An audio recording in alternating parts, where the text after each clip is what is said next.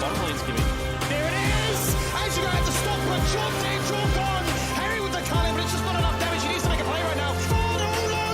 They're all joined together. That's one, that's two. A double kill for him, a triple. Emperor's divide onto Johnny. Oh my God! Ladies and gentlemen, welcome back. It is Friday. We love Friday, and we also love LCO. It is going to be a banger of a day. Two teams already qualifying to the playoffs, and I believe today is the day where one of these teams may just be eliminated and have no chance at making the playoffs. But before we get into today's action, let's have a quick look back at Wednesday and see how things went. Engaged and they found it. It's 1-0 so far on court through most of Order. But how big of a difference does that really make? Order are so uncontested right now that even with Barrett, Chiefs are completely wiped. At the moment leading the charge, does he look for a headbutt pole? Right now he does. Cupcake is the focus, only stuck inside the Cataclysm, and there's the Mega Inferno Bomb. It's all working perfectly, Tubes. That's exactly what going to be a huge problem for Direwolves, but maybe that Cataclysm will be. Ooh. There's another Mega Inferno Bomb. And the curtain call from Schifrin as well is just sliding through the Direwolves roster. So far, the trades haven't gone too well, but Direwolves are so damn low. Another all-in the mid lane. And Curcio's going to go back, and Sybil is going to have to do it himself now. He will be able to. So strong in the early game is Udia. He's just going to chase Decoy down and make something happen. Nobody charges on in there on Sion, but once you're in, you can't get out, especially when Magnet Storm is available. Isaiah stunned up again. It's a double kill already for Violet. Hasn't quite gone too deep. Able to turn back around and escape. And ladies and gents, it was a banger of a day there on Wednesday. Couple of upsets. I wouldn't even call them upsets. You know, very close matches, very close matchups. And look, it allowed Peace to get over the line as well. But speaking of Peace, these two boys had a very peaceful Wednesday. Not on the show, and we're going to bring them back in. So it's Rusty and the Skim Man, who I believe was really eyeing off Rusty's backyard for a skimboard this afternoon. Yeah, mate. Yeah, mate. Absolutely trying to get things done. Look to try and peel apart a skim milk carton, turn it into that little quake board, get it done, and, you know, hit him with a hold a high five. You know, we're doing all this from home right now. It's just not enough space in Rusty's house to look after the two of us. So, unfortunately, Mac, I'm here. I'm here. Oh, I think it's pretty fortunate, to be honest. What about you, Rusty? What'd you do with your day off? On that Wednesday, I drove for 2 hours through torrential rain to go to a physio appointment, missed the first game, drove all the way back through the same rain, got here to watch the rest of it just in time. So you could say an uneventful or peaceful day, but I'm not sure that was the case. And it's currently flooding in my backyard, so it hasn't really gotten any more peaceful from that moment back. Yeah. But hopefully we're here all night and nothing stops us from bringing the LCO to you. Well, look, we are us three at least in New South Wales, so if one of us goes, I dare say all of us go, and then there'll be no show. So, you know, pray for good weather for the rest of the night. But let's have a quick... Hey, look, Nat just said in my ear she's offended that you're not on here yet, all right? You're going to be the one to save the show. Just remember that, you know, when you're solo casting. Now, let's have a quick look at the standings where everyone currently sits. On the ladder, at the top there, you got Pentanet and Peace both qualifying already. Pentanet still undefeated. Let's see if that trend continues. Direwolves and Order tied for third, both in 6-4. Chiefs as well, who did lose to Order the other day. Now still on 5-5, so still sitting in that fifth slot. Legacy as well, 3-7. Still potentially a contender if they can get some wins, but of course they've got a pretty hard run towards the end of the leg for this second round. And Gravitas and Mammoth still on 1-9. And look, Rusty, I need you to tell me, what's the grim news for those teams on the bottom of the ladder? I mean, the amazing news, first and foremost, is that Gravitas are still in it. They still have 8 chances. The grave or grim news for them is that they're running out of chances, and today one of them will be eliminated from that race. But out of it yet, there is still hope for any fans of Gravitas, Mammoth, and Legacy out there to make that top 5. Yeah, we were having a discussion about what the key number was, and you think at the moment it is going to be those 6 wins, although towards next week, we might see a couple of teams need 7, depending on how things go for the rest of today and next week. Yeah, it's looking like 6 wins is the number for now to at least ensure that there is no Gravitas or Mammoth, you know, making their way through with massive upsets to get in top 5. But I believe 6 only confirms the top 6. So 6 wins should only confirm the top 6, and we'll find out as the weeks progress. Yeah. Well, let's have a look at what matches are coming up today, because it's a big day of games and there is some upset potential and some close matches. Speaking of close matches, look at this one. Crucial. It's going to separate the boys from the men here. Order and Direwolves first up. Yet another banger. Following that, you got Legacy and Peace at 7 p.m. Gravitas and Mammoth at 8. And this match is important because one of these teams is pretty much going to be out of contention for the playoffs after this game. And then to round things off, 9 p.m. Pencenet. Can they make it 11-0, or are the Chiefs going to pull out the Yumi and maybe cause the upset, Skimmy? Oh, wouldn't that be a sight for sore eyes? We've already seen that Drake who's been taunting us with some of that in the Twitter sphere, so would not be surprised for that one to come on out. But you touch on a really good point, right? The fact is, Direwolves and Order are both tied in third so far, so they'll be looking to try and break up that rift. Gravitas and Mammoth looking to try and keep that playoff dream alive. But between Peace and Pencenet, sure, they're already qualified for this one, but Legacy and Chiefs, there's going to be that big rush to try and find themselves for 4th and 5th, and you start to wonder if Pencenet and Peace maybe pull off the accelerator a little bit, there could be an upset on the cards here. Yeah, there's certainly something in the air tonight. I feel like we could be on for some upsets potentially. And look, we're going to look at some of the key roles again. This time today, it is going to be the jungle. Now, we don't have our resident jungler on the desk at the moment, which would be Juves. We do have Rusty. But, mate, you know a whole lot about the jungle anyway, don't you? Because you've got a big brain in that noggin. I'd like to hope so, back. There's a reason I've been around for this. It might be that I know maybe a couple of things. Yes, I'm not. But right now you can see the foremost picked on your screen. I, of course, not taking into consideration this list some of the most banned champions as the Udyr that are running around. Putting Udyr into this mix, having 3 very heavy junglers that all have potential, which is generally what we're wanting from a lot of these junglers. Olaf comes into the fray as this 4th option that can kind of do all of that, Nidalee perhaps as well further down the list. Then is that wildcard jungler that comes to conversation here, where I like, because a lot of these are getting banned, players seem to have not as deep a champion pool as perhaps they would like when it comes to farming junglers. So they start going to familiarity, and that usually pick a champion like Jarvan who can gank and can team fight and can also have minimal resources, which is one of the key reasons he is so good for these junglers. Yeah, we've seen them have a lot of success so far. Skimmy, any thoughts on the key picks before we move too far forward? Yeah, big emphasis on the AD junglers because they have that strong ability to get into the mix of things, trade, duel, contest, double scuttle, go for those invades, and look to try and take objectives nice and early as well. You know, Lilia, as strong as she is and impactful as she is, come level 6, does struggle to try and go for those early drakes to get those soul point conditions online nice and quickly. So I don't think there's any real surprise. AD junglers seem to be reigning supreme. We've definitely got our flexes, the likes of Skarner, even Mundo and Graves in the mix, but there seems to be a set narrative globally as to what the go-to picks are right now. Yeah, and speaking of globally, we do have a quick question from producer Phil behind the scenes. He thought it was interesting that Nidalee is seeing a pretty decent amount of pick ban rate overseas, you know, a little bit of playtime there as well. But over here, we haven't seen it once. So, Rusty, do you want to go over this and at least give us a bit of insight as to why we're not seeing it locally? Yeah, so one of the biggest things that I can feel about with Nidalee is that, one, she's not the easiest jungler to play. She generally requires setup from your laners, so you want like a Renekton, for example, as a top lane. He hits the stun, you definitely hit the spear, and then you actually have the damage in the execute. Otherwise, very difficult. We've even seen Nidalee's in these other regions, the top 5 regions in the world, still missing those spears, for example. So quite difficult to play. I would imagine that, again, because the season junglers, there are a lot of new junglers coming into the professional scene, that generally the only play are the Nidalees of the league or the best teams. So I would people like Parboon only to be considering the pick. The other thing is kind of like what Skimmy mentioned, because the comps, you know, need damage more than magic damage. If we're prioritizing mages for in mid lane, definitely another factor to consider. But for me, it's just the one's good enough on the Nid. If they're getting Liliad. Yeah, that brings me to another point as well. I remember a couple of weeks back, I can't remember if it was you or Juve saying it, Rusty, that you don't want to have an AP jungler and an AP mid because I can't actually remember the reason, but they were just saying that it's a really bad decision to make. Yeah, it's because a tank smacks it around, right?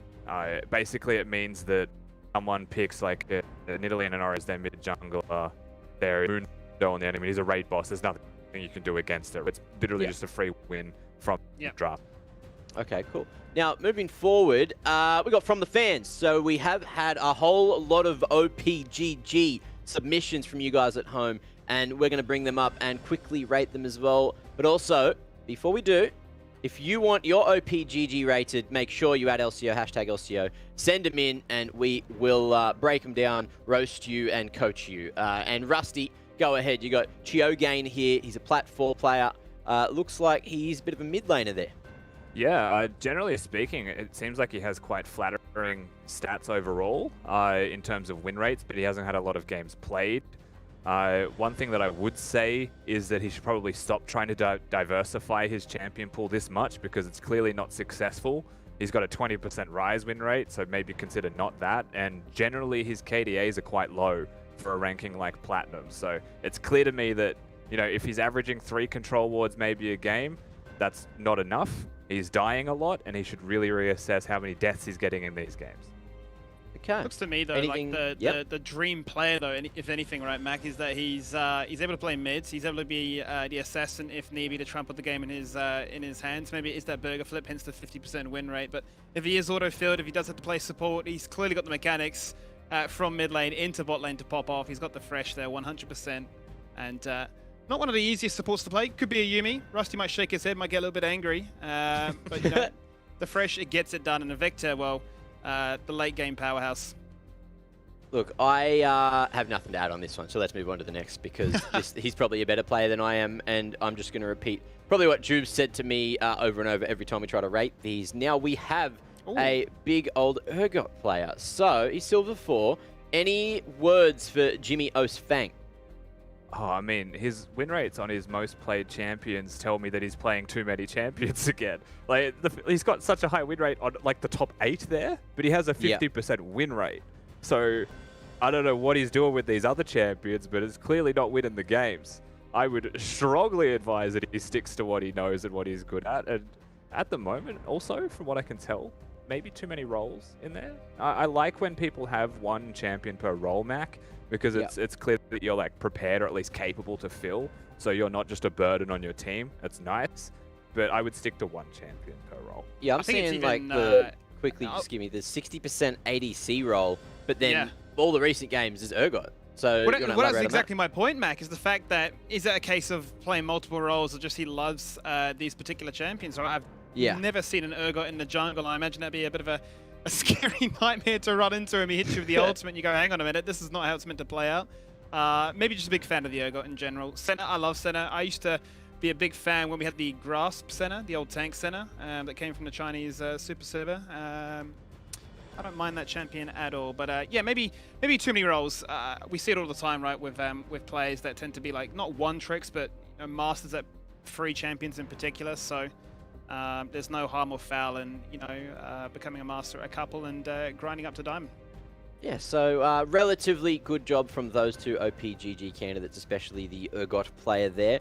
Now, as Jubes would say, just keep doing what you're doing. You've got the good-ish win rate, and you know how LP works. You know, you're getting a little bit more than you're losing, so you're always going to slowly rise up the ranks. So just keep doing what you're doing and keep playing those tanky champs. Now, if you want your OPGG page reviewed, please add LCO, get a screenshot, black out all the names of the people you don't want on there, or if you want to hide, I suggest making a second Twitter account to post it, because your tag's going to be there. And at LCO, hashtag LCO, send it in, we'll rate you, coach you, and maybe roast you. Jubes isn't here today. I feel like the roasting kind of got put to the side. We already had dinner. That's really nice.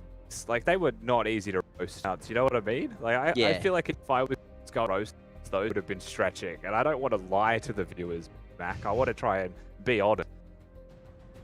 A roast would be a person with like 80 games, 1 champion, 40% win rate, and you're thinking maybe it's not the champ for you, boss. Look, honesty is the best policy at the end of the day. Now, that brings us away from the fans and back in to the meat, the middle of the show, the main course. That's going to be the first game of the day, which is Dire Wolves going up against Order. And let's talk Dire Wolves first, because they've been putting on a good performance, mostly only in these pre-game interviews. His voice, angelic. Yeah, You I go, mean, Skippy. for me, I don't know where he gets this. I mean, maybe life after playing, he takes over my job and becomes a caster. So I'm already concerned about that one. But no, this is a team that, you know, we had big expectations going into the season. We really wanted to see what they could do with the accolades behind them already. A few shaky weeks, and we had that one major pop-up performance there by Claire on the Gnar going into Peace, and you know, showcasing that, hey, I'm here, I'm ready to play. This is sort of the skill ceiling that we expected from him. A bit of a shaky game up against Mammoth, a few skirmishes and fights that would have had people on the edge of their seats thinking, hang on a minute, how can you go from one extreme to the other?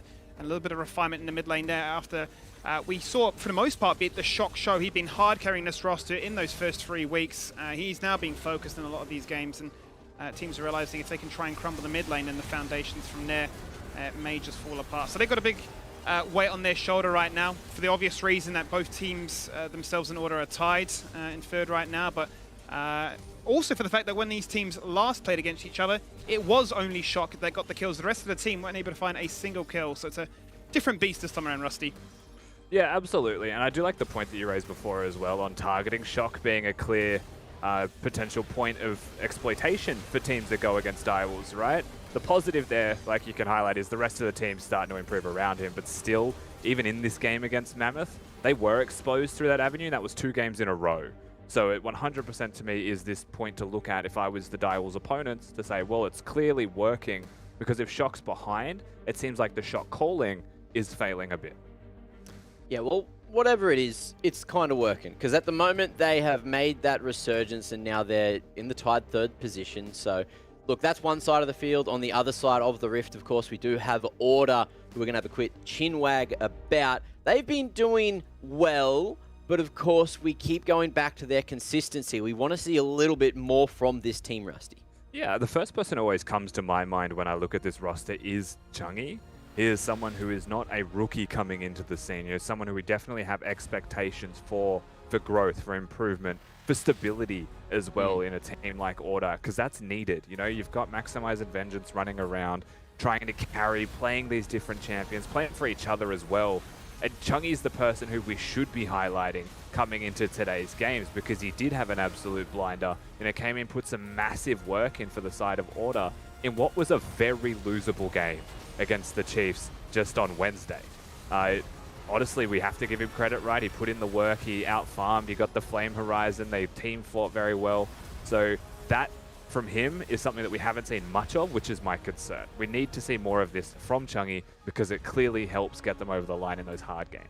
Certainly does, and you know, no doubt as a result, they'll be feeling quite confident, quite happy. You know, you heard it from them before that a few defeats weren't having the most confidence in the camp there. They took down Mammoth, then they said, look, if we beat Chiefs, maybe the momentum is back in our favor. They find that defeat. It looked like a situation where, you know, the game was Chiefs to lose. Ultimately, it was, right? That Baron team fight ability, pretty clean on their execution front, and I think they're going to have a few advantageous lanes in this game through just champion diversity, their champion pools.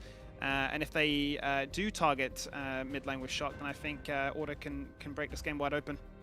Yeah, I feel like it's going to be a battle towards that mid lane as well. Look, we were speaking about Chungi, speaking about Shock, but let's have a look at them head to head and see how they fare in terms of the statistics. Now, Rusty, have a quick look at this, you know, take it all in. Tell me, what do you think is probably the most important thing you see for both of these players? The haircuts? No, I mean, I don't think there's a single most important stat. The style of these players is entirely different. You can, like, I would say if I had to pick one, damage share is always going to be crucial for mid lane as a role, but the reason that it's not so important for a player like Chungi is that he's played a lot of Galio and Twisted Fate and hasn't been trying to deal damage for his team. He's been facilitating. Kill participation is probably then you would consider the most significant thing. The fact that he's playing the aforementioned champions but has less kill participation than someone like Shock really just cements how much of a star Shock is for the side of the Dire Wolves, and where Order have a lot of room to improve. Anything to add on that one, Skimmy?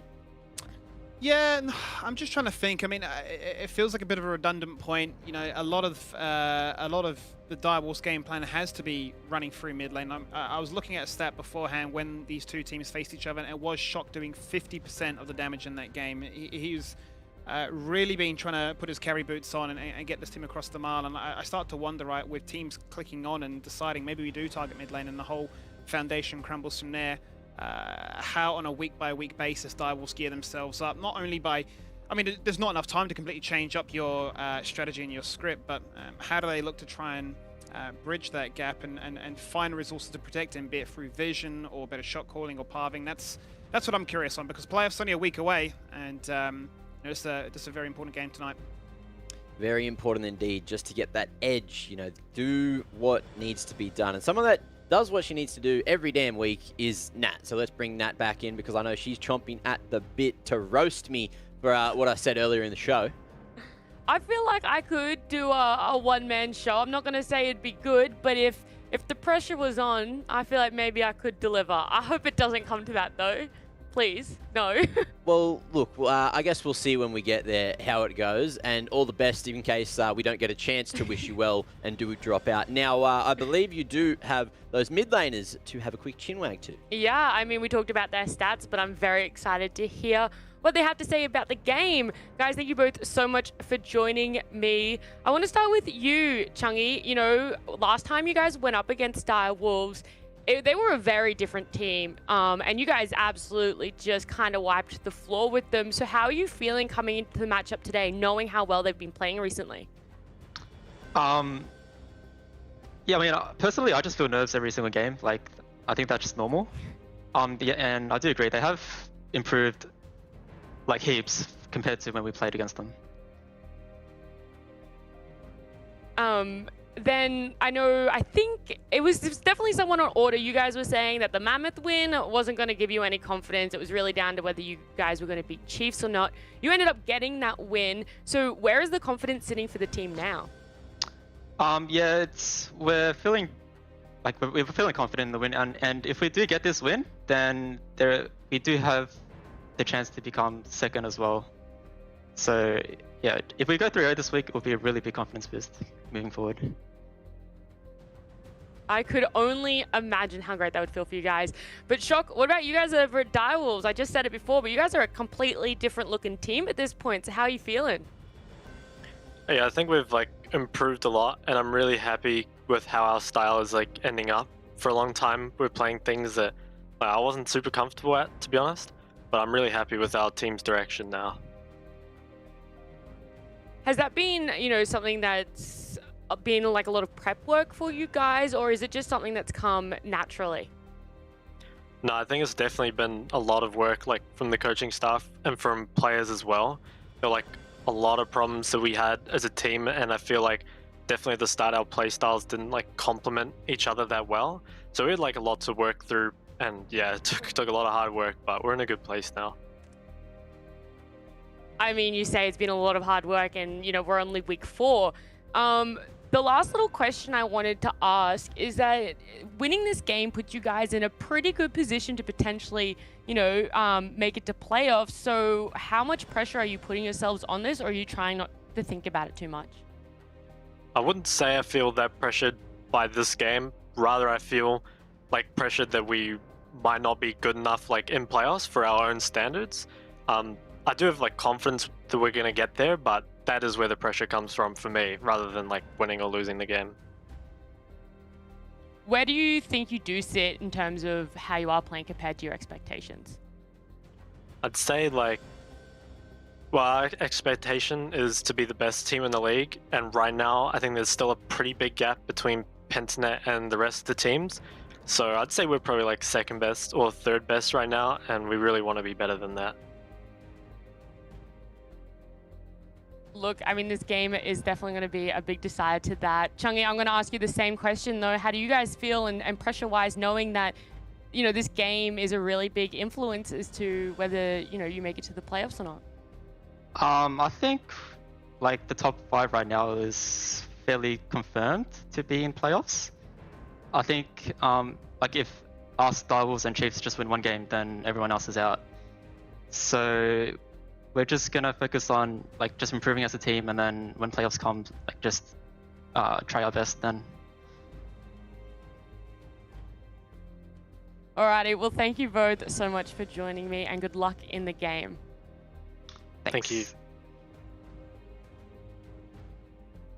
Well, there you go. Nice humble answers. Good little bit of insight there as well. And now I want to ask, because this is... We're getting towards the predictions, but which way do you guys see this in terms of, I guess, a percentage-based look at the game? You know, like, is it going to be like 55, 45%? Is it going to be 50-50 chance? How do you see this one playing out? 60-40. I'll jump in straight now. 60-40 in favor of Direwolves. I think Bias. they've definitely not. I do think that they've put in a lot of work. Not to say that Order haven't, but like they've just, I don't know. I think maybe just seeing how they played at the start to now is really big. And then I guess that's also the other side is Order maybe doesn't have the confidence in themselves as much as they want to win and think they can. They might not have the confidence they need. But it's close either way. It's certainly close. What about you, Rusty? I would say 70-30 would be my percentage. So a little bit higher than that, but at the same time, like we've seen Direwolves lose in their last 2 games. We've seen Recipes to beat them. I just don't think that Order is a team that can do that, first and foremost, just in terms of the style required. So I like very few worlds where I think Order do win that. Okay, and what about you, Skimmy, before we bring the predictions up? Yeah, I think it's gonna be close. I want to go like 60-40 in Direwolves' favor. As long as Shock still finds himself on a champion where he can execute and just smash the laning phase, that he can find that lead, that only can get a champion that can influence the tempo of the map, and that Claire finds himself on something comfortable. We saw in the last time he went calm, he went to try and be a support more than anything. We've seen him come into his own a little bit more with some of these bruises. So if he finds a matchup and doesn't fall too far behind, is able to be unleashed in the 1v1, I think they have a really good shot. All right, well, let's bring the predictions up, see which way we've all decided to lean today. And it looks like it's just me for Order again. What's going on? Wait, what about your percentage, Mac? everyone. Mac, what about your percentage? My percentage, 99-1. Direwolves, almost no chance here in today's matchup. All right, and you better believe I'm going to repeat that exact statement for every single game today with all the predictions I've gone for. Full faith in Order going into this one, all right? And that's why I'm not one of the analysts on here. I'm just leading the charge and trying to create some storylines because, again, I'm going to be the only one yelling if Order do get this dub today. I got 2 analysts with me now, though. You look at the tips, they're all even with me. I massively entered my Tuesday tips just to take a gamble. So now we're all legitimately on even footing. There you go. Yeah, he's trying to play it off like as if, you know, he didn't actually have faith in the teams that he tipped. Now he says Did you see my gravitas tip? I'm not saying I had a lot of faith in that one. Look, there's a world where you could have got that one right. It was, you know, that 1% I was talking about before, but it didn't happen, unfortunately. Now, let's have a quick look at how you're doing, Rusty. What's that? That was a really slow reaction time. You might want to get that one checked. Esports Assessment Labs. Go over there, you know, do the tests, and you can see how you're doing in terms of your reaction time to Mac talking to you, you know, your cognitive ability, see how great your focus is. We know Skimmy, you know, he's the most focused, what is it, on the desk? What's the word they what use? it's like 95% attention, but everything else Attention. shouldn't have been. So I can look at a screen, but I can't do much more than that, Mac. Well, that's look, it's a good thing to think about, is, you know, just looking at screen for hours and hours. Maybe we should get you into CS and you can just focus on the crosshair. You know, that could be something down the line. But look, it's time for Champ Select. So, ladies and gents, it's the time you've all been waiting for. Order taking on Direwolves. Order probably going to win. Take us away, boys. With that in mind, it is a big one here, Rusty. Both teams locked in place so far at 6-4. And they would look to try and break apart that gap. Titan third so far. A big chance here to try and guarantee themselves that playoff spot. And we'll try and find what all those weeks of practice look like as we come into week 4. Only another week remains. It's game on. Yeah, just looking at the bans that we have so far, though, Skimmy, does raise a couple of eyebrows. You know, when you're looking at the Udis and the Lilias running around on Summoner's Rift, the Hecarim often being traded for it, Direwolves ban what I would say is the conventional jungler of choice. Yep. Where when I'm looking at Order, they've gone for targeted bans against someone like Only. Both good champions, both fit the bill of what we were talking about before. Jungle, fast, clear speeds, can be mixed damage if needed through like an AP champion like Karthus. Yep. But now you've just got a Lilia and an Udyr matchup waiting for you if that's what you want. It's a point worth mentioning, and with first pick priority here for Order, it'll be interesting to see what direction they decide to take. Touching on that jungle ban priority, only has yet to play Karthus this year. He played it a whole bunch last year and made a big name for himself when he was actually on Order. So interesting to see that a champion of old still finds itself being noted and denied away, as you called. There is the Udyr, far too good to pass up. And now the question is, how do they look to respond to this? They've tried doing Dr. Mundo in the past, and it wouldn't be too bad if they decide to do it here again.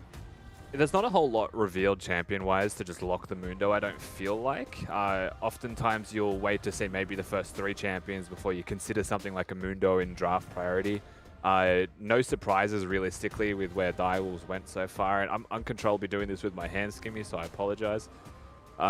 Lucian actually going to be the other pick that goes. With Ana being banned, does remove one of the other flexible pick choices. Direwolves choose to ban that one. They pick the Lucian, so clearly rehearse strategically here. And Order now the next picks. So on to the next picks. Worth noting that Lucian, none of these players have played it just yet. We've seen that it can be flexed between top, mid, and in the bot lane position. But historically speaking, these individuals have not shown it as a pick they will go for. So interesting to see how they will decide to navigate this going into these next few picks and bans. Rel, as you touch on, strong, stable, gets the job done. Really reliable frontline to get into dodge, and the combination between the likes of that and an Udyr just means you've got so much reach to find that backline access with those stuns. Yeah, it does mean that they're kind of flash reliant for those hard engages and team fights, so objectives tend to be the way that you would start trending at the moment with the Order composition. They've also gone for the Syndra with it, so the standard, let's say, mid lane mage that could be matched at any time by an Orianna if they wanted to for shock. Ooh. Or something of the likes. But at the same time, they're holding the flexibility of that Lucian pick. Janna going to be the obvious choice, you would have to say, with a Thresh removed for the lane champions that can handle a Rel. You don't want to go unnecessarily into the direction of give Rel a free lane because she's so oppressive in team fights. You could have maybe considered an Alistar, but it seems to me that Cupcake does have this preference for his Tarics, now maybe for the Jannas as well. He doesn't go straight towards the most conventional choices that exist. It's the rise of the Enchanters, Rusty. They're coming back. We raised the question before. You pick the Alistar into the Rel, you headbutt the engage from that end, but there is always the question of, well, Janna can do that just as well, and now you find yourself in a situation, you've got some fantastic mitigation, first and foremost with the shielding, but the fact is that you already mentioned, they have the flash to find those engage angles. They might be very reliant on the objectives as a result, but the Monsoon, the ultimate from Janna, could be that clean reset button they're looking for. Yeah, so one thing to consider here for Order is that Lucian actually has a pretty good lane into Syndra, so you'd be shocked to see that changing roles. So it is most likely that Gunkrab still has an AD to pick, which is why you can see the 280 carry bans. In fact, there is 4 Skimmy going at both of these teams. Ezreal Janna as a lane as well is nearly impossible to kill, so they've just gone safety. My concern with the Direwolves comp so far is they've gone so far down the poke route with a Lucian in there, who only really pokes with his ult, and their engage is just generally lacking, right? You'd have to hit some flash Lilia blooming blows, perhaps. Claire now has to pick a champion that can engage if they want to consider the front-to-back style team fighting, where Order definitely have tanks. They definitely have engage. They've got frontline. They're just looking for some damage to round that composition out. And a couple of the hovers here are directions that they could consider. Yeah, I mean, that is the big point to touch on right now. You've invested so much in the poke and the, the shredding potential of taking down and sieging those structures. But now you find yourself in a situation where maybe you're too vulnerable to even having to face check objectives, to trying to bully yourself into the river to look at objectives and to even look at team fights as a whole, because you're going into a Camille as well now, and based on the maximized performance we've seen from him already, very keen on those flanking angles, very keen to exploit squishy champions, as we can see here. And there's going to be a huge weight now as the Gragas comes out, a huge weight, no doubt, on Claire's shoulders to be the key go-to man in this roster to find not only the engages, but the peeling with his explosive cask. Yeah, that's probably the most important thing here, right? Like, Direwolves have doubled down on their composition, which does round it out nicely. You know, it's not just flashing cages everywhere from a Camille ultimate locking you in with a Galio following up. You know, it's not that style of Wombo, but they've doubled down on like the Venn diagram of disengage style composition. There's a lot of AoE that still comes out of Direwolves overall. The damage is still nicely mixed with your Lucian mid lane and a Lilia top lane, so tanks don't run away with the game.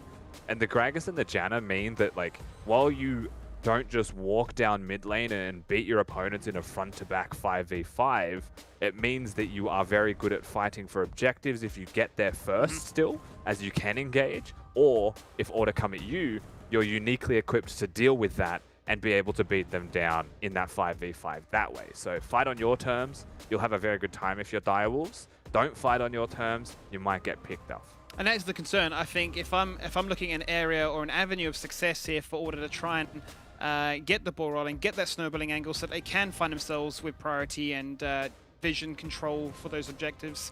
I just look at the mid-jungle duo first and foremost. The link up between the Udyr and Syndra, so much CC. The ability for Udyr is the flash bear stance, take you down, and ruin Lucian's day is definitely an area we already put a bit of focus on. We've seen how crucial Shock has been to carrying this roster to get them here so far. And with a champion that can be as volatile as this, might be the area they'll target again.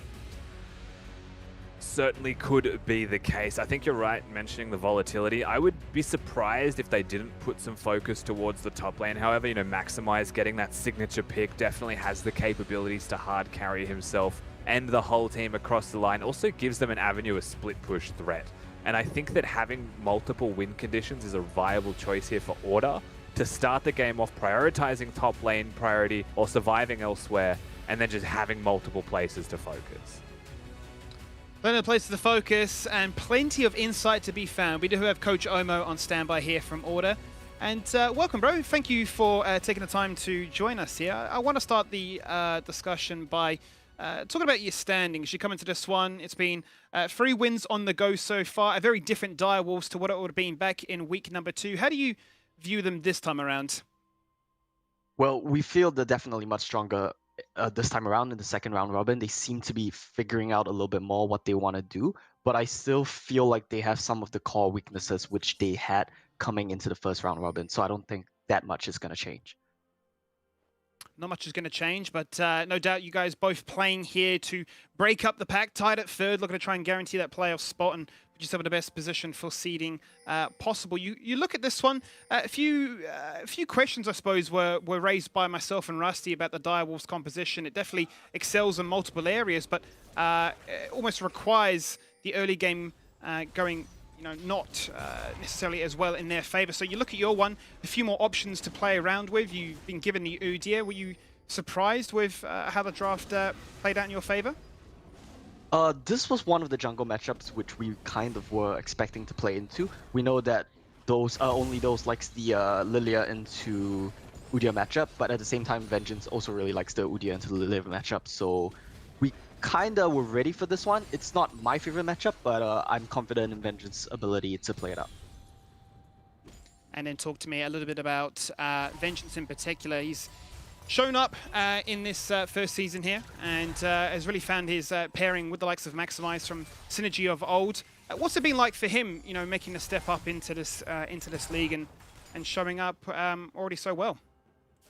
I mean, it is a different ball game from playing in an academy, right? Basically, so there were some growing pains, but I think he is learning pretty well and he's growing at a decent rate.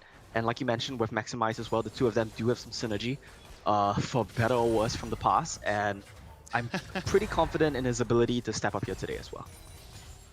Well, I'm really excited to see what he can do here today. Thank you so much for your time. We'll leave you to it for the meantime. And Rusty, anything crazy in the first few minutes here?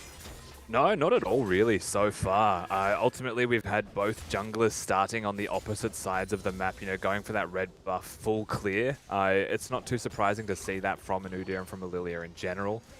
So playing pretty casually, and then when you're looking at the way lanes have been playing in regards to things like priority, Maximize is playing strong side. He's been pushing in his opponents. The exact same thing on the other side of the map. Cupcake, Gunkrab, double ranged lane being very annoying and poking Beats and Puma as they have only on their side of the rift.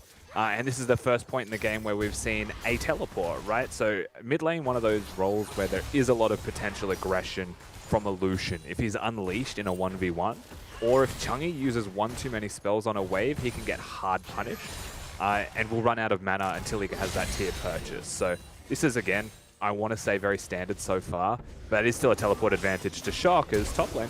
Top lane is where the action might be. Looking for that first blood action right now. Claire going to go for a very delayed flash, but is able to keep his life intact. As you see Chungi on the rotate now. He stepped up too far. Claire. What have you done, Claire? He's been stunned again. The rotation, the cycle. There's the first blood. And it's all in favor of Order. That was really greedy by Claire. I think he wants to reset the wave, maybe get the push in. He knows Maximize has nothing to provide, right? So if it's just an Udyr, then I'm keeping the jungler around and I'm winning tempo for the team anyway. Only gets here eventually. But hold that thought because it's happening again. They're running it straight back. TP's top side. Maximize hook shots out, then comes back in. The Predator has been popped. Azoni's got the boots. And the boots and the movement speed get the job done. That's Maximize. There's a fair bit of trouble right now. It is Vengeance that falls on down as Claire soaks up a turret shot, and really fought a situation where Claire falling down twice there, Rusty. Yeah, and look at this wave, though. You've also got a Janna coming, so Cupcake level 3 roam on a Janna, the classic that you never see. It's going to be able to force Maximize away from the turret. So ultimately, especially because Max doesn't get the kill, he'll only lose a couple of these minions, but that starts to swing the way of Direwolves just a little bit. And it is interesting, the tempo or the timing of that roam from Cupcake, given the fact that Gunkrab is first and foremost playing Ezreal, nice safe AD carry, the wave was locked underneath his turret, so wasn't really much you needed to do, didn't need to be there to babysit, and as scary as a roaming Janna sounds, it has allowed him to crash a sizable wave. Yeah, I guess if Janna gets behind your turret and she has the tornado going up, that's pretty terrifying. But ultimately, was just a free moment to leave. Same thing, of course, for Beats on that rel. He was up there just a few seconds later. The big mistake overall was the over-aggression from Claire, and it could just be miscommunication with mid. It could just be a surprise. Like, that's not your standard Syndra roam by any means, right? I don't think you ever actually expect that to happen.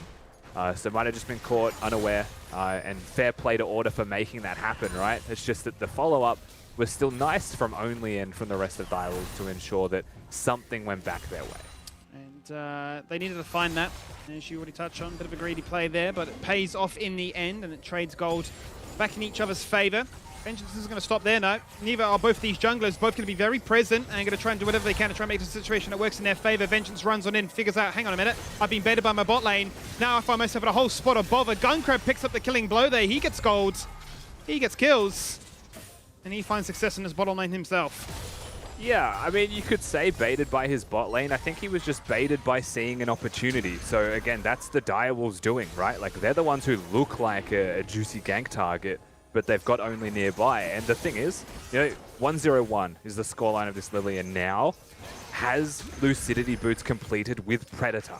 So he will be able to cover extreme distances to get to these trades and get to these fights that, like, maybe the Udyr starts 5 seconds earlier.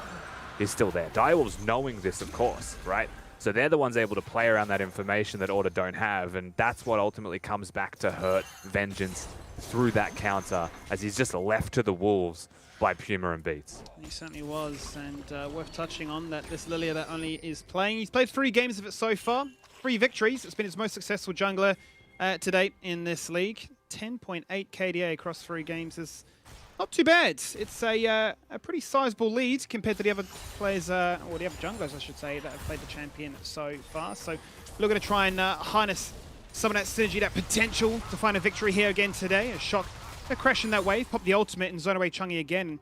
Some of the indications, I suppose, Rusty, as to why Lucian can find success in his 1v1. Yeah, 100%. When both waves are gone, Syndra should not be looking to be in range of a Lucian at all when that ultimate's there, because you'll just lose half your health, you'll lose priority in that lane. It does mean there's no kill threat, though, in mid. Shock needs that usually to execute. So by not having that ultimate available, he is just looking for priority. And he will have that, right? You've got only nearby hovering again. Vengeance just looking to push this wave in, so it's unlikely anything would come from it. Overall, mid-priority, mid-farm advantage coming up nicely here for the side of Direwolves, and overall, they are in control. Certainly feels that way, despite it being Vengeance that seems to be leading the charge on trying to get these ganks between top and bot side. It has always been only there to respond, always keeping a good tab as to where this Udyr could be at any given moment. They've got the tracking there with the vision as well, and making sure that he's unable to sneak in an early Rift Herald as he drops the control wall just before. But even in camp clear, even in participation, and it's going to be very interesting once we see that full first skirmish, given the fact that level 6 is not too far away now. For these two support players. One thing worth pointing out at the moment is just how much priority Cupcake has seemed to be able to relinquish in bot lane for roams. You know, top lane level 3, he's been mid twice now. Also just gets spotted actually by that sweeper, so Chungy is fully aware that this tornado's coming. And we'll just be able to casually list to the side to avoid that one. But it's the freedom, right? It's knowing that Only is so powerful that if they don't know where the Lilia is, suddenly this Janna is powerful out of nowhere and is able to have a serious influence on the map state. And that's a lot of that through vision itself, right?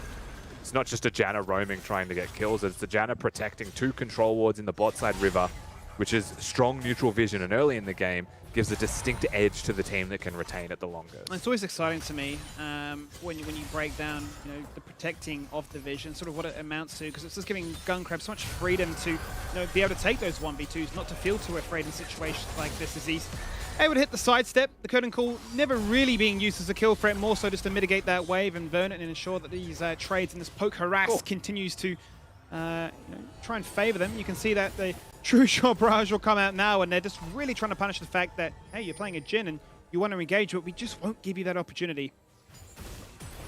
Just being oppressive down there in bottom lane, right? The same thing can be said throughout the entirety of the map except for top lane, where Claire hasn't really died past that early gank and is just surviving. So things going pretty much to plan. Again, Direwolves, looking at them compositionally, they have exceptional poke, and they can just threaten you, right? Hover at the edge of your range and just throw spells until enough of them connect that they're able to follow through with an all-in. That's the big strength that they've got. Order are looking for more solid, just straight up, you know, turn the switch, flick the switch, engage, and try and be successful immediately at the forefront of these moments. So continue to expect to see Order with the first foot forward, continue to expect to see Only responding and trying to match the Udyr's whereabouts for those ganks.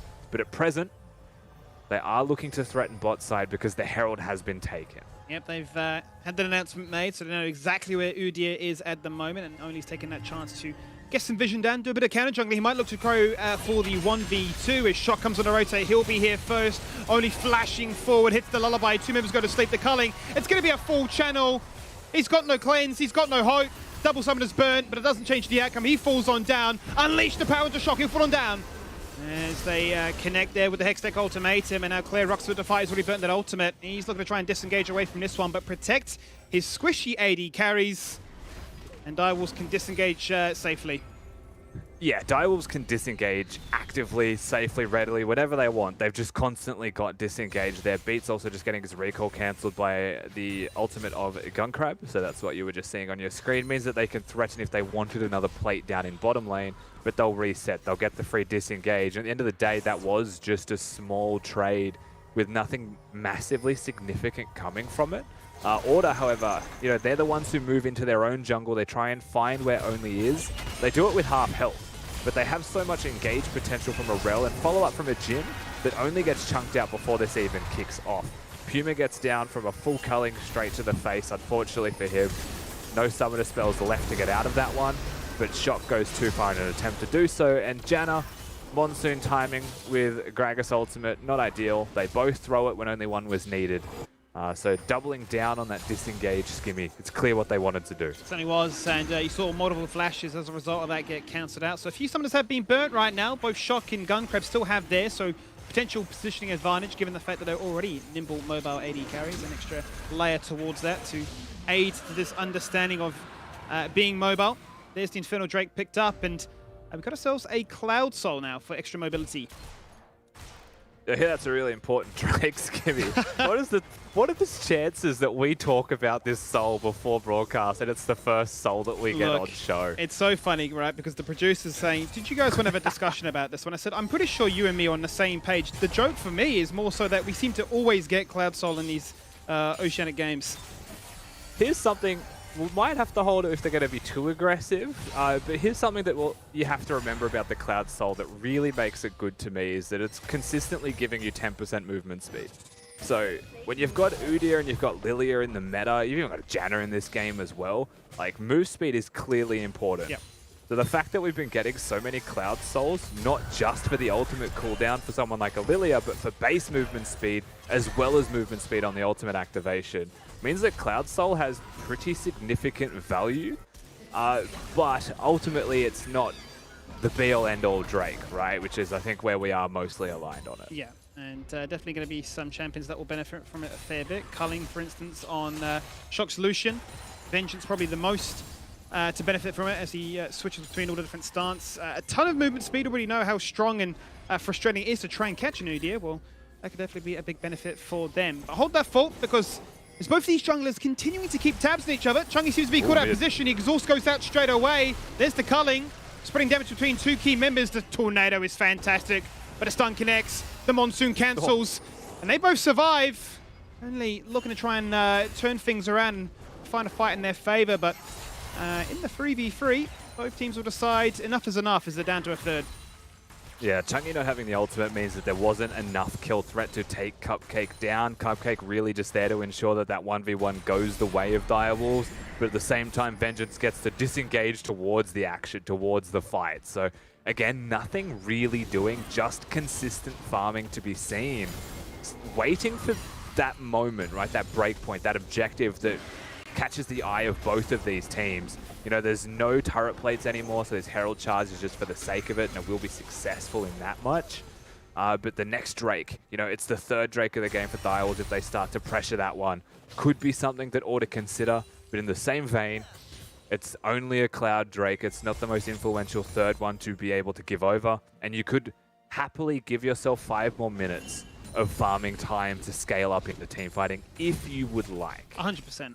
And it wouldn't surprise me if they were to go down that avenue, buy more time for Maximize to cause problems on the side wave, get him that Ravenous Hydra to Power Spike alongside the Trinity Force he's just achieved.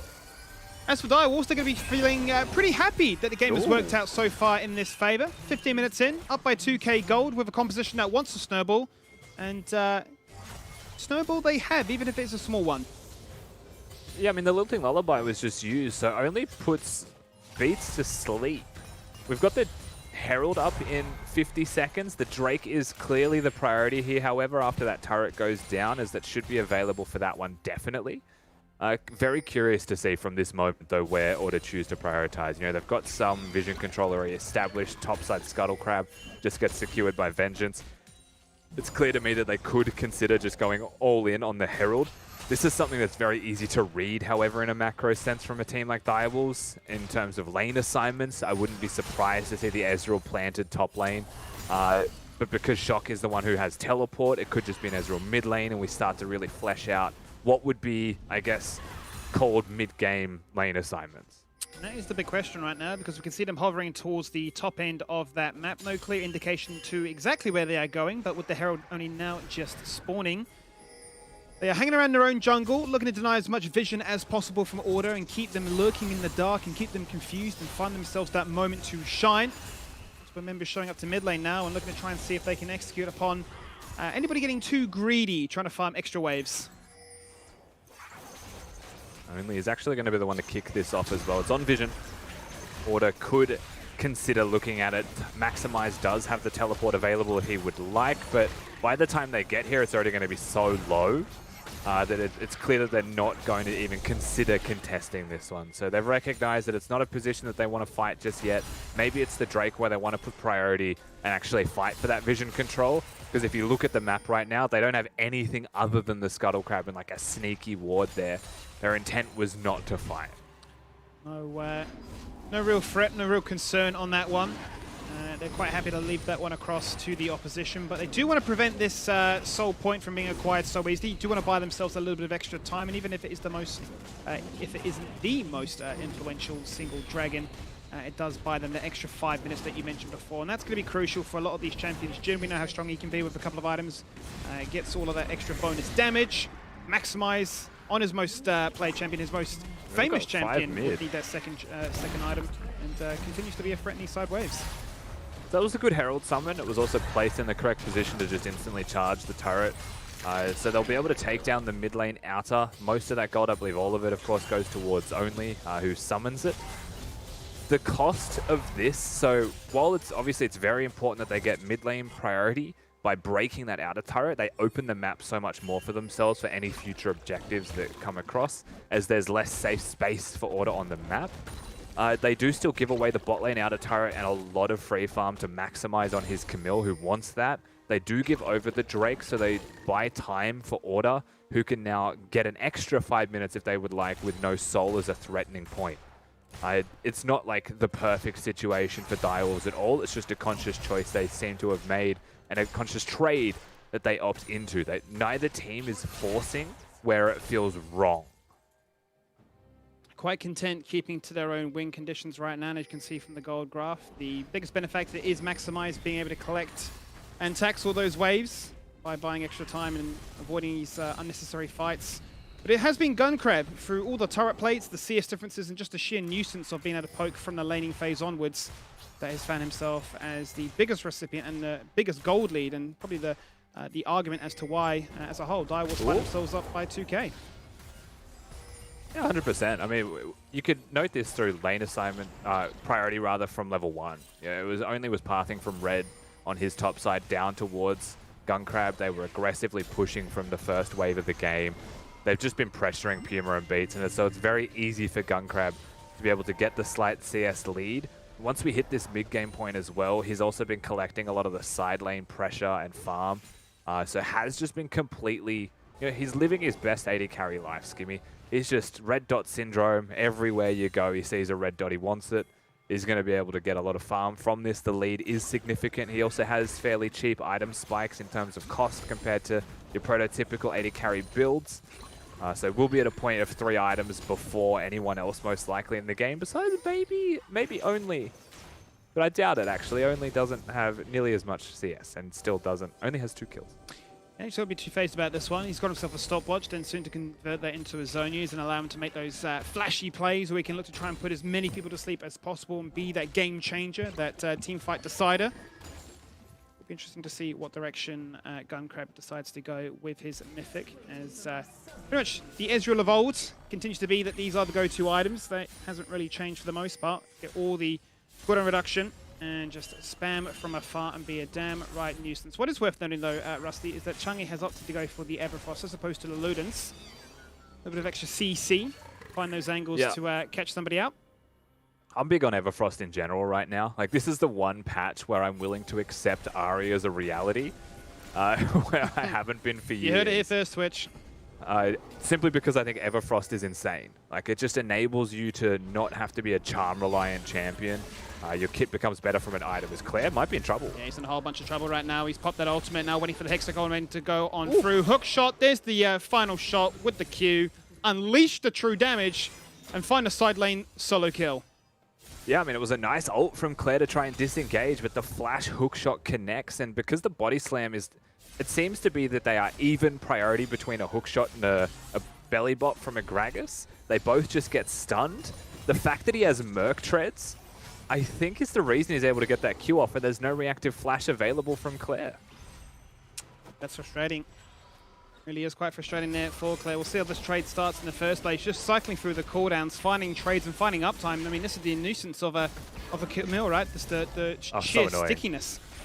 Yeah, and Max is a Camille player, so he definitely knows what he's doing in terms of timings and cooldowns. And he doesn't use the Hextech Ultimatum to dodge out on an explosive cast. He uses it in the downtime of his hook shot, which is what he needs to actually secure the kill. So clearly a master of his craft, clearly an expert on the champion. You can see that right there, and the fact that he's able to get the 1v1.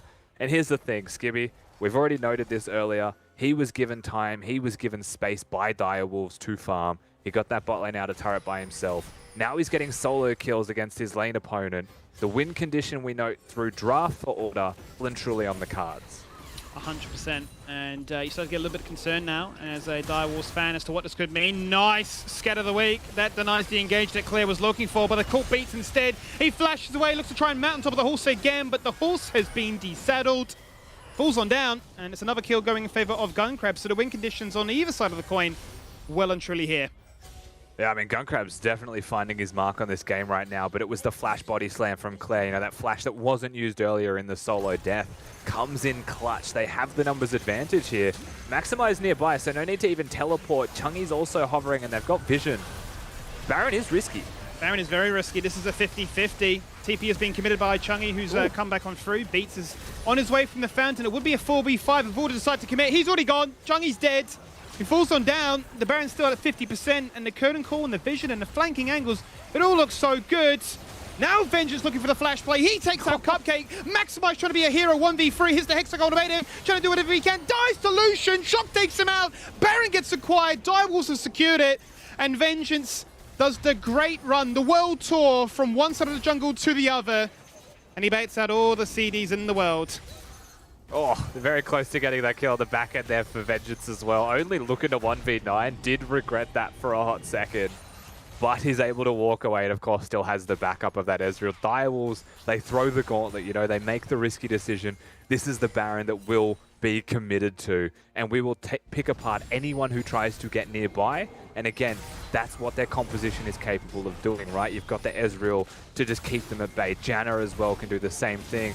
Teleports coming in. Dire Wolves, they want the Drake. They want to commit to this one. They're going to look to just literally walk in and take it off and say thanks for the leash order. Now, they find a situation where Beats is caught out of position. It's a one-man sleep, and they will send him home sleeping. Down for 40 seconds. The Baron buff proving to be the deciding factor there. Yeah, and it'll be the longest sleep in the world there, unfortunately, for Puma, as he is down for 30 more seconds. Dire Wolves will see this fight one more time. Chungy just forgetting that he isn't a Camille. You know, one of the key differences there. Perhaps oversteps in an attempt to use his Scatter of the Week, use the ultimate even rather on Cupcake. Doesn't get what he's after. Vengeance comes in clutch here, of course. Flashes with Smite. It's worth pointing out to secure the kill on Janna, so it just doesn't have Smite here. So this is no longer a 50-50. It's a free Baron for the side of Dire Wolves. They navigate it well as hold that.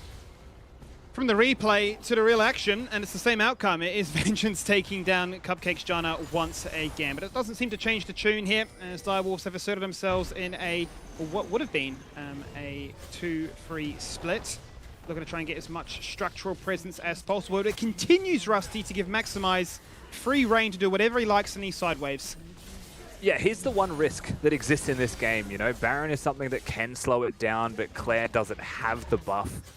So Maximize can run away with this game, and you can see only hovering that as a result, right? It's not as simple as stand in one lane and push and poke now. You can't just prod your opponents out of the game. If you're Dire Wolves, you need to respect the Max. They will, and it does alleviate a lot of pressure here for the side of Order. It buys them, again, a little bit more time, and that's what they need. Is if he's going to be their win condition, it's going to be a slow and steady, hard slog in the side lane that the Camille needs to get it done herself. It'll be interesting to see then how they decide to try and change the tune. We know that Lucian can be proficient at side laning as well, but a squishier target compared to the Gragas, and a bigger risk factor now when he decides to make this option a reality. You can see that Maximize patiently waiting in the bush, just seeing if Shock decides to tempt fate and push for one extra wave, but he won't. He's got the discipline, and they know that this game is one still on slim margins. Yes, there's been a 4K lead, the extra 2K from where the lead was found before, much in part to what Baron allows you to find, but it hasn't changed the overall tune here of those key members that we saw only minutes before still carrying the majority of their team's gold.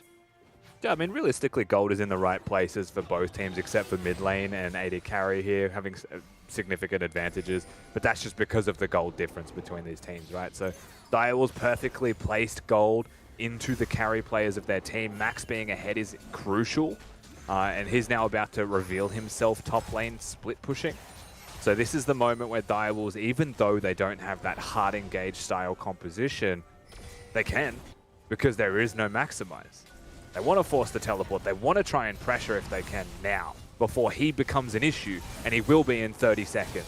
Certainly will. Won't be too far away now from that Ravenous Hydra. Got so many of the components to complete their second item power spike. That makes Camille so damn strong and hard to deal with. You can see that Direwolves respecting that timer. They know it's a minute and 30 to play for that Cloud Soul as well.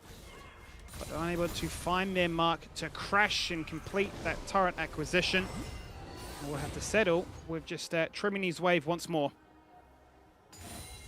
And better safe than sorry is the approach that Maximize takes here. He's also standing on top of a control ward, so knows for the current moment, unless they guess he's there, he is safe.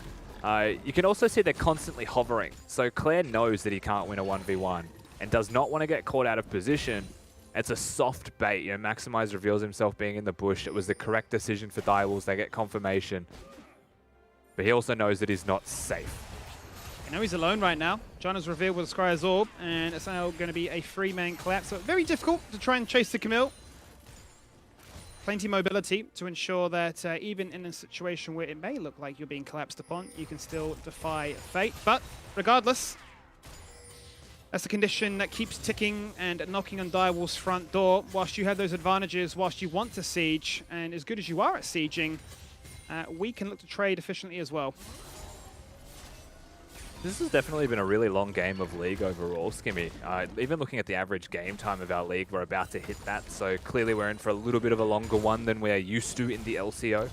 But with the next Baron coming up shortly, the Cloud Soul being able to be confirmed potentially by Direwolves as a result of the timings of these objectives, we are starting to accelerate. Pun definitely intended. I like it. And we'll see if they like it too, because here is the Dragon. The Soul Point acquisition is on the cards. TP's committed. Direwolves find themselves in the River first. This is where they want to be. Time to test Order and how they can look to try and find themselves in the driving seat this time around. Order have to face check, and it's easier said than done into the composition of Direwolves. You've also got Maximize, as you can see, planting his feet down in the bottom lane. That is the closest point to the Dragon, so will, again, not need to teleport. But this might just be gone. Looks to be the case, and it certainly is. Committed there to Cloud Dragons and the Soul. Plenty of movement speed and ultimate reduction to guarantee that they can continue to drive their momentum and showcase that we weren't too afraid of the split push shenanigans. We're quite content keeping your other 4 members occupied and turtle behind the base. That's partly true. The thing is, they sacked the Cloud Soul intentionally there, right? They had a 1% chance of stealing it. They went for it. They have put Maximize intentionally and early into bottom lane because that's the lane they're going to split. The furthest point away from the Baron buff is where they want the Camille to plant her feet. That is where she will stay. Of course, Only is about to reveal Maximize, and they can confirm what they already knew. The problem for Direwolves, of course, is that Order have control around the Baron. A couple of nice wards in River will buy them a lot of time there. So as it stands, it was a decision for Order to say we're not really concerned, you know, about giving over a Cloud Soul. In fact, that would mean the Elder spawns sooner for us, which could be a free win condition for us as we are losing. That's a good point that you raised, because we have seen how proficient Order are at finding those late game team fights. How they were able to steal away the Baron from Chiefs only a couple of days ago, and look to try and hedge their bets on. We have some scaling champions that can definitely hit their stride, cause problems in the side waves, manipulate those lane states to cause panic in the ranks of Direwolves, so maybe continue division control in our favor. There's Only flashing forward. It's a 2-man sleep. There's a true shot barrage onto those 2 key members. And then the Monsoon comes on out to try and deny the fact that Beach jumps on in. He gets punished immediately. Maximize is nowhere to be seen. He has the TP, but he doesn't decide to commit towards it. He's just sacking the team fight here. 2 of his teammates have already fallen on down. Direwolves untouched. And they've got their eyes set straight through the mid-wave. Yeah, I mean, it's a nice pick from Order, against Order rather, overall. Direwolves definitely in a winning position, but look at bottom lane right now. Look at the split push pressure. Maximize has definitely said, why team fight when I can just win the game myself? Threatening the inhibitor means that if Direwolves choose to go for the Baron, this will die. Yeah, and we've seen this happen before. The TP angle in to try and backdoor and end the game like that. What a trade. What a disciplined move from Maximize there to respect that, hey, we might lose the team fight, but I'll trade up, and I'll trade up positively. The other 4 members pick up that Baron, and Maximize, he's done the damage already. He's overstayed, though, so you've already got Cupcake on the flank. You've got the ability to catch him potentially. There's no way for him to teleport to safety with all the cancels that exist, so he's just going to have to walk the longest way possible, and will, of course, be able to sneak himself out to safety. So we'll be happy with that overall. I guess the question is, Order happy with that trade? The bottom lane inhibitor is usually the most important one when Baron is alive. When there's no objectable, it does just mean that Direwolves can push through the lane where the inhibitor is gone and try and threaten 2 lanes. So right now, you would expect mid and bot priority, push in bot, time your waves with mid lane, and threaten both inhibitors. And Direwolves you would expect to be able to get at least 1 inhibitor from this move, from this play with Baron. Maximize is definitely going to try and go to the other side of the map. And look, if he gets a second one, it's on. You know, Order could actually potentially win this game through just split pushing, sacrificing their members for the greater good. But now they have to weather this storm. And this is a dream setup, right? If you're Maximize, the fact is you've come into this one as that Camille player. But will he be the hero that watches this team crumble before his own eyes? That's Syndra dead. There goes Vengeance. He's full on down as well. Baron buff proving to be so huge. An explosive cast gone to 2. That forces out the TP as Direwolves look to try and end this game. Here he goes in a 1v5 situation. What can he do? He pops the Hex to Ultimatum. He flashes on out. He's running back to that fountain. And he has no teammates. He has no extra lifeline. They are looking to end this game right now at the 34-minute mark, Rusty. Should just be able to end this one as we speak. 4 people dead, nothing that Maximize can do. It's just a free nexus for the Direwolves. How frustrating for Maximize, only moments before able to steal away an inhibitor. The trade was there, the game plan had been set, and you could see what they were trying to do. You just wanted to see them buy a little bit more time, but Direwolves realizing that, hey, we don't want to force this to be a bit of a 50-50 situation where TPs can be used and waves can crash against us. They took full grasp of that situation, went for the engage, and they found the end. Yeah, 100%. I mean, they were just a little bit too far behind. Direwolves a little bit too fast in their gauge there, Skimmy, and ultimately, you know, having that extra advantage in tempo, playing through the inhibitor down lane as well, just means that it's very easy for them to try and threaten Order. And Order, unfortunately, you know, while the idea is sound, they got caught a lot. You know, you can look back to a couple of those team fights, and this is a team that is meant to be known for team fighting, actively avoiding it. That's how good Direwolves are. Certainly were good, and Mac, we called it out to be a close game. Many of us in the 60-40 range, the 99-1 ending up being a bit of a curse there, mate. Yeah, I can't believe it. You know, the 1% Direwolves really pulling through today. It was the biggest upset LCO's ever seen, honestly. No, it was a great match. It just looked like Order. They were running scared after the couple of ganks with the Udyr didn't work early on in the game. It just turned into this 20-minute passivity fest. Nothing really happened. Yeah, it was, I mean, to be fair, to a side like the Direwolves as well, they wanted passive. You know, they built a composition that thrives on playing on their terms, not letting Order have anything. And you got the feeling as well a little bit, Mac, that perhaps the impatience started to get to Order. They just couldn't find something they wanted because Direwolves would focus on just not letting it happen. And they started to get advantages from maybe that impatience of Order. Yeah, it's one of those things, you know, where, like, I just want to say, every time I've played Udyr in my games, I just get actively avoided, and it really annoys me, and it feels like that's exactly what Direwolves did. Every time Udyr was going near anyone, they're just like, nah, just walk away, and it seemed to be the perfect option. You know, you said that Direwolves did have that poke lineup, so they didn't really have to do anything other than stand back and just be a bit of an annoyance. Of course, Maximize trying to make this late game play, did get the inhib, but even so, that Baron buff and the team play from Direwolves really got him across the line in the end. Skimmy. Yeah, I mean, it's a bit of a weird situation, right? Because we look at this, and this is a comp from Direwolves that definitely has its moments to shine. And I look at it and say maybe if there was a situation where Vengeance was able to, you know, find more successful ganks, credit obviously where credit is due to only to find those responses and always keep up to parving to make it a 2v2. But if Vengeance had found moments to shine and get the ball rolling a little bit earlier, you know, that's a situation which can really flip on its head where Maximize isn't forced to be the split lane, hero, pretty much as that story went on. They would be the ones in the driving seat that could really be forcing fights, team fighting, and not sort of saying, we'll trade this, we'll buy more time, we'll trade this, there's another 5 minutes, there's another situation, you know, we'll die, you get the inhibitor. So it was a fragile game that really could have gone either way. Yeah, and I want to actually highlight that for the sake of Direwolves. You know, you just saw the draft on your screen there as well, because that's not your standard Oceanic team composition, right? Not many teams play this style, and that's because it often loses. The difficulty is in understanding when to make your plays, because you're entirely about disengaging, where most teams want to focus on the moments to engage. because that just makes more sense, right? Pick Malphite. Oh, there's 5 people right there grouped up. Press R and suddenly you can win a team fight. But to win in the style that Direwolves did, to me, adds a layer to their ability to play and gives me a lot more hope for them come playoffs. Well, look, we've had a quick chat about what we think the game plan was from Direwolves, or at least what it looked like at face value, but we have Nat down on the sidelines who can really go get the insides, the answers that we need from the players. Yes, I'm very excited to be asking Guncrab all the questions that we want answers to. Guncrab, congratulations on that win. It looked, you know, pretty close for a while there, but I want to ask about the draft first. You know, was that something that you guys were expecting to come out from Order before even coming into this match? I think this was one of the draft scenarios we were very happy to play against out of Order, because I think this is a composition we're very comfortable with. Specifically, just like you know, the bottom lanes, I feel very comfortable playing into their team composition, and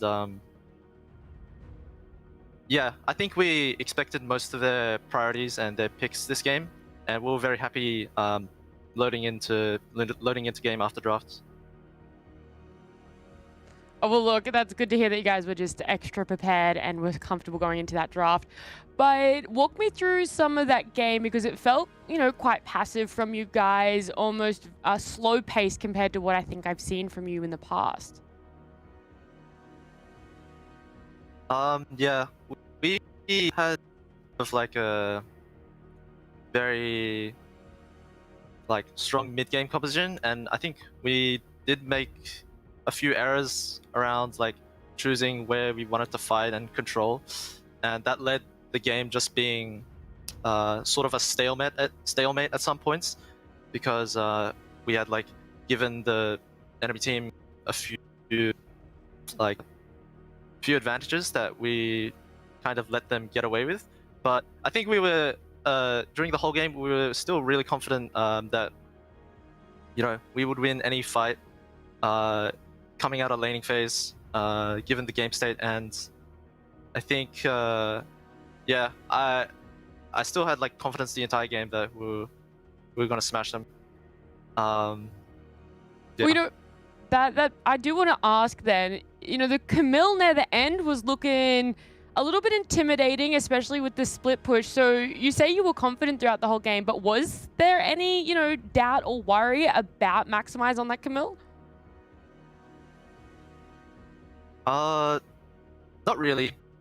We knew it was probably their own condition left in the game, and we were at times kind of slow to respond to what they were doing with the Camille, but we just had a much stronger 4 unit, and we had a stronger 5v5, and we knew that as long as she didn't get access to the base for free, then their win condition was kind of nullified. Well, I'm glad that you guys held strong and got that win out of the end, and congratulations. We'll see you next week. Thank you. Yeah, good to hear from Guncrab there after the victory for Direwolves, and now that puts them into a secured third for now. So they really have gone from 0 to heroes over on Direwolves. Yeah, 100%. I mean, Direwolves, if you look back, and I have said this a lot actually, but if you look back at the week 1, day 1, where you expected these teams to finish, yep, they definitely started the exact opposite direction. So 0 to heroes, true, but I think in the eyes of the the Direwolves fans, they've just gone to where they should be, which is a positive in the end, and it has timed correctly, which is the most important thing. Yeah, it's always better to finish where you need to be right at the end, not going too quick out of the gates. You don't want to run out of gas. Speaking of running out of gas, we have a lot more games to get to, so go rehydrate, re-energize, and we'll be back after this break with match number 2 of the night, Peace and Legacy, coming up soon.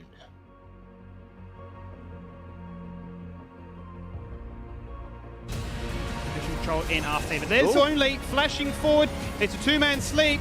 There's a true shot barrage onto those two key members. And then the Monsoon comes on out to try and deny the fact that Beach jumps on in. He gets punished immediately. Maximize is nowhere to be seen. He has the TP, but he doesn't decide to commit towards it. He's just sacking the team fight here. Two of his teammates have already fallen on down. But will he be the hero that watches this team crumble before his own eyes? That's Syndra dead. There goes Vengeance. He's full on down as well. Baron buff proving to be so huge.